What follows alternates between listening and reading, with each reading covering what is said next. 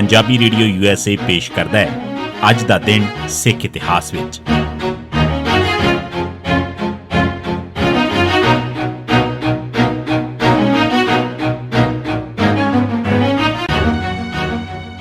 ਸਿੱਖ ਇਤਿਹਾਸ ਦੀਆਂ ਘਟਨਾਵਾਂ 'ਚ 20 ਦਸੰਬਰ ਦਾ ਦਿਨ 1518 ਗੁਰੂ ਨਾਨਕ ਸਾਹਿਬ ਮੱਕਾ ਗਏ। ਗੁਰੂ ਨਾਨਕ ਸਾਹਿਬ ਆਪਣੀ ਤੀਜੀ ਉਦਾਸੀ ਦੌਰਾਨ ਮੱਕੇ ਗਏ ਸਨ। ਮੱਕੇ ਜਾਣ ਵਾਲੇ ਦੌਰੇ ਵਿੱਚ ਉਹ ਮੁਲਤਾਨ ਵੱਲੋਂ ਹੋ ਕੇ ਗਏ ਸਨ। ਮੁਲਤਾਨ ਤੋਂ ਚੱਲ ਕੇ ਗੁਰੂ ਸਾਹਿਬ ਉੱਚ ਨਗਰ 'ਚ ਰੁਕੇ। ਉੱਚ ਨਗਰ ਵੀ ਮੁਸਲਮਾਨ ਪੀਰਾਂ ਫਕੀਰਾਂ ਦਾ ਸ਼ਹਿਰ ਮੰਨਿਆ ਜਾਂਦਾ ਸੀ। ਇਸ ਨਗਰ 'ਚ ਸੈਯਦ ਜਲਾਲ ਬੁਖਾਰੀ ਦੀ ਗੱਦੀ ਦੀ ਬੜੀ ਮਾਨਤਾ ਸੀ।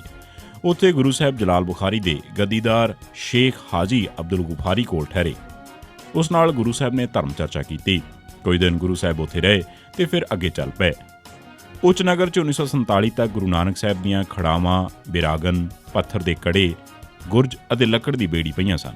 ਉੱਚ ਤੋਂ ਗੁਰੂ ਸਾਹਿਬ ਭਾਰਤ ਦੇ ਅਜੋਕੇ ਗੁਜਰਾਤ ਸੂਬੇ ਦੇ ਕੱਛ ਇਲਾਕੇ 'ਚ ਬਸਤਾ ਬੰਦਰ ਬੰਦਰਗਾਹ ਤੇ ਗਏ। ਅੱਜਕੱਲ੍ਹ ਇਸ ਦਾ ਨਾਂ ਲਖਪਤ ਹੈ ਤੇ ਹੁਣ ਇਹ ਇੱਕ ਉਜੜਿਆ ਹੋਇਆ ਕਸਬਾ ਹੈ। ਇੱਥੇ ਵੀ ਗੁਰੂ ਸਾਹਿਬ ਦੀ ਯਾਦ 'ਚ ਗੁਰਦੁਆਰਾ ਬਣਾਇਆ ਹੋਇਆ ਹੈ। ਲਖਪਤ ਤੋਂ 15-20 ਕਿਲੋਮੀਟਰ ਦੂਰ ਪਿੰਡ ਕੁਰਿਆਲੀ 'ਚ ਵੀ ਗੁਰੂ ਸਾਹਿਬ ਦੀ ਯਾਦ 'ਚ ਇੱਕ ਗੁਰਦੁਆਰਾ ਅਤੇ ਨਾਨਕਸਰ ਨਾਂ ਦਾ ਸਰੋਵਰ ਵੀ ਹੈ। ਜਾਪਦਾ ਹੈ ਕਿ ਗੁਰੂ ਸਾਹਿਬ ਉੱਥੇ ਵੀ ਗਏ ਹੋਣਗੇ। ਕੁਰਿਆਲੀ ਤੋਂ ਆਪ ਸ਼ਾਇਦ ਮਿਆਣੀ ਵੀ ਗਏ ਹੋਣਗੇ। ਇੱਥੋਂ ਚੱਲ ਕੇ ਗੁਰੂ ਸਾਹਿਬ ਹਿੰਗਲਾਜ ਗਏ।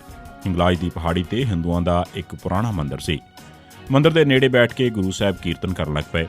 ਕੀਰਤਨ ਦੀ ਆਵਾਜ਼ ਸੁਣ ਕੇ ਪੁਜਾਰੀ ਤੇ ਹੋਰ ਲੋਕ ਇਕੱਠੇ ਹੋ ਗਏ। ਉਹਨਾਂ ਗੁਰੂ ਸਾਹਿਬ ਨੂੰ ਪੁੱਛਿਆ, ਤੁਸੀਂ ਕੌਣ ਹੋ? ਬ੍ਰਾਹਮਣ, ਖੱਤਰੀ, ਵੈਸ਼ ਕਿ ਸ਼ੂਦਰ? ਗੁਰੂ ਸਾਹਿਬ ਨੇ ਉਹਨਾਂ ਨੂੰ ਸਮਝਾਇਆ ਕਿ ਇਨਸਾਨ ਦੀ ਪਛਾਣ ਜਨਮ ਨਾਲ ਨਹੀਂ ਬਲਕਿ ਉਸ ਦੇ ਅਮਲਾਂ ਤੇ ਕਰਤੂਤਾਂ ਤੋਂ ਹੁੰਦੀ ਹੈ। ਹਿੰਗਲਾਜ ਵੀ ਗੁਰੂ ਸਾਹਿਬ ਦੀ ਯਾਦ 'ਚ ਗੁਰਦੁਆਰਾ ਬਣਿਆ ਹੋਇਆ ਹੈ। ਕੁਝ ਚਿਰ ਹਿੰਗਲਾਜ ਰੁਕਣ ਮਗਰੋਂ ਗੁਰੂ ਸਾਹਿਬ ਮੱਕੇ ਜਾਣ ਵਾਸਤੇ ਅੱਗੇ ਤੁਰ ਪਏ। ਅਜਿਹਾ ਜਾਪਦਾ ਹੈ ਕਿ ਉੱਥੋਂ ਗੁਰੂ ਸਾਹਿਬ ਨੇ ਬੇੜੀ ਰਾਹੀਂ ਵੀ ਸਫ਼ਰ ਕੀਤਾ ਹੋਵੇਗਾ। ਗੁਰੂ ਸਾਹਿਬ ਦੇ ਜ਼ਮਾਨੇ 'ਚ ਮੱਕੇ ਜਾਣ ਵਾਸਤੇ ਸਾਨਮਿਆਨੀ ਤੋਂ ਮਸਕਟ ਅਤੇ ਅਸਲ ਅਸਵਦ ਤੱਕ ਬੇੜੀ ਦਾ ਸਫ਼ਰ ਕੀਤਾ ਜਾਂਦਾ ਸੀ। ਅਸਲ ਅਸਵਦ ਜੱਦਾ ਤੋਂ ਤਕਰੀਬਨ 20 ਕਿਲੋਮੀਟਰ ਹੈ। ਗੁਰੂ ਨਾਨਕ ਸਾਹਿਬ ਸ਼ਾਇਦ ਅਸਲ ਅਸਵਦ ਦੇ ਰਸਤੇ ਤੇ ਹੀ ਮੱਕਾ ਗਏ ਸਨ।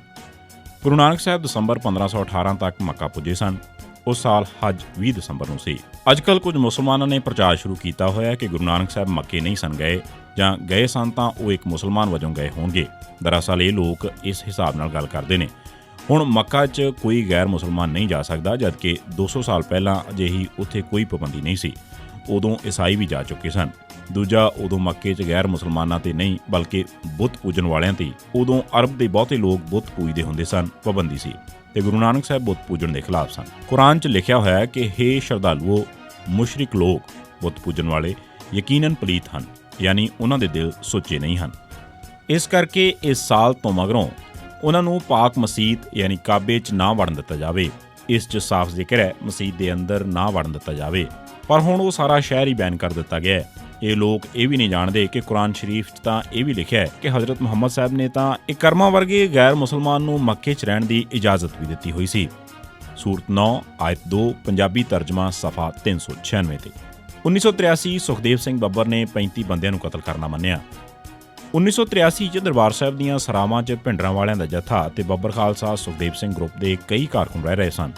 ਮੌਜੂਦਾ ਖਾੜਕੂ ਲਹਿਰ ਦੇ ਪਹਿਲੇ ਐਕਸ਼ਨ ਜਥੇਦਾਰ ਤਲਵਿੰਦਰ ਸਿੰਘ ਦੀ ਅਗਵਾਈ ਹੇਠ ਬੱਬਰ ਖਾਲਸਾ ਨੇ ਕੀਤੇ ਸਨ, ਪਰ ਵਧੇਰੇ ਚਰਚਾ ਭਿੰਡਰਾਂ ਵਾਲਿਆਂ ਦਾ ਹੋਇਆ ਸੀ ਤੇ ਬੱਬਰ ਖਾਲਸਾ ਨੂੰ ਕੋਈ ਨਹੀਂ ਸੀ ਜਾਣਦਾ। ਇਸ ਕਰਕੇ ਸਿੱਖਾਂ ਵੱਲੋਂ ਖਾੜਕੂਆਂ ਵਾਸਤੇ ਆਉਣ ਵਾਲੇ ਫੰਡ ਵੀ ਭਿੰਡਰਾਂ ਵਾਲਿਆਂ ਨੂੰ ਹੀ ਪੁੱਜਦੇ ਰਹੇ। ਬੱਬਰ ਖਾਲਸਾ ਦਾ ਸੁਖਦੇਵ ਸਿੰਘ ਗਰੁੱਪ ਇਸ ਤੋਂ ਔਖਾ ਸੀ। ਹੁਣ ਉਹਨਾਂ ਨੇ ਆਪਣੇ ਆਪ ਨੂੰ ਜ਼ਾਹਰ ਕਰਨ ਦੀ ਯੋਜਨਾ ਬਣਾਈ। ਉਹਨਾਂ ਨੇ ਭਿੰਡਰਾਂ ਵਾਲਿਆਂ ਦੇ ਖਿਲਾਫ ਵੀ ਬੋਲਣਾ ਸ਼ੁਰੂ ਕੀਤਾ। ਭਾਵੇਂ ਦੋਵਾਂ 'ਚ ਝਗੜਾ 1982 'ਚ ਸ਼ੁਰੂ ਹੋਇਆ ਸੀ, ਪਰ 1983 ਦੀਆਂ ਗਰਮੀਆਂ 'ਚ ਦੋਵੇਂ ਧੜੇ ਇੱਕ ਦੂਜੇ ਨੂੰ ਬਹੁਤ ਨਫ਼ਰਤ ਕਰਨ ਲੱਗ ਪਏ। ਇਧਰ ਦਰਬਾਰ ਸਾਹਿਬ ਕੰਪਲੈਕਸ 'ਚ ਦੋਹਾਂ ਵਿਚਕਾਰ ਆਪਣਾ ਦਬਕਾ ਕਾਇਮ ਕਰਨ ਦੀ ਕਸ਼ਮਕਸ਼ ਵੀ ਚੱਲ ਰਹੀ ਸੀ। ਇਸ ਮਾਹੌਲ 'ਚ ਕੁਝ ਸਿਆਣਿਆਂ ਨੇ ਭਿੰਡਰਾਂ ਵਾਲਿਆਂ ਨੂੰ ਸਲਾਹ ਦਿੱਤੀ ਕਿ ਉਹ ਟਕਰਾਅ ਵਿੱਚ ਨਾ ਆਉਣ। ਇਸ ਕਰਕੇ ਉਹ 15 ਦਸੰਬਰ 1983 ਨੂੰ ਅਕਾਲ ਤਖ਼ਤ ਸਾਹਿਬ ਦੇ ਨਾਲ ਲੱਗਵੀਂ ਇਮਾਰਤ ਵਿੱਚ ਚਲੇ ਗਏ।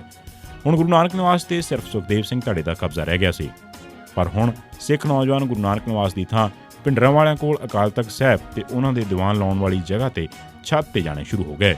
ਇਸ ਨੂੰ ਵੇਖ ਕੇ ਸੁਖਦੇਵ ਸਿੰਘ ਬੱਬਰ ਨੇ ਆਪਣੀ ਹੋਂਦ ਦਾ ਇਜ਼ਹਾਰ ਕਰਨ ਦਾ ਫੈਸਲਾ ਕਰ ਲਿਆ।